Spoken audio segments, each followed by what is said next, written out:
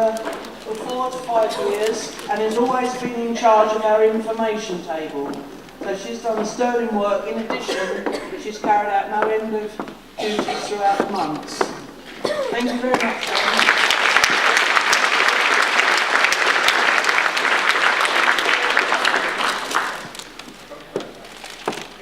Pauline, if you would like to make a presentation to Marie Post.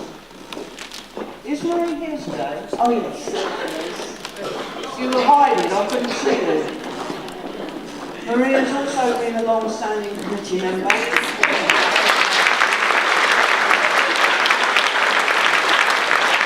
Join in and hope that we continue in the way we have done. And I would like to say many thanks to all the present committee, past committees, chair people, and everybody who has worked so hard. And I would like to say to you all, don't forget, it's your club.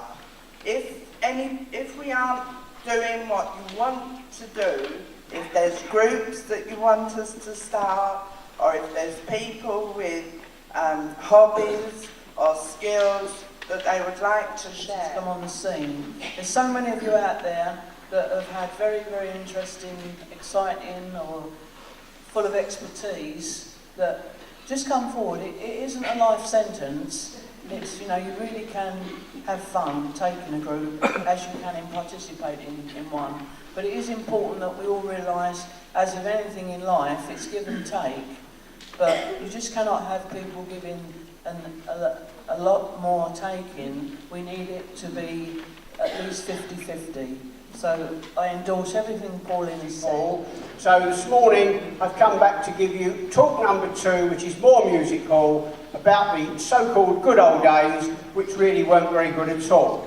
But thanks for asking me back. It's a different programme, obviously. Last time I touched on some of the greats like Mari Lloyd and Little Titch. Today, a new group of people, plus a little bit of music here and there, which is very old as it was before, 70 to about 110 years the recordings go back. So remember, they are crackly. If you don't like them, don't worry, they don't last very long. Each is only about 2.5 minutes. Well, the musical period was roughly the 1850s for about 70 years to the period between the 2 great wars. And whilst I don't want to dwell on it, those times were very hard for most people. And music hall came about almost as a result of a need. There'd been a great big urban population explosion, and as one of the writers said, it needed to be addressed.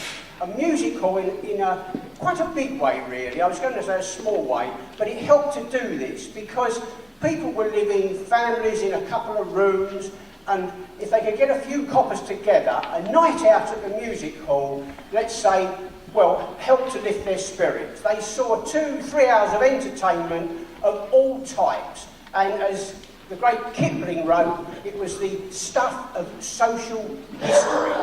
So they would go home having hopefully forgotten their problems for a little while, and with their spirits lifted, it was the only place they could hear the songs of the day.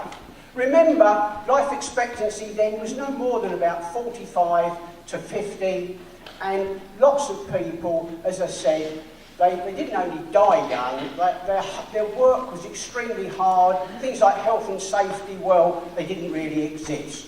So this was a sort of opening they might have heard if they went to a music hall, and this particular music hall couldn't afford an orchestra or a band, but as my dad would say, they always had someone who could play the old Joanna, and it would often start something like this.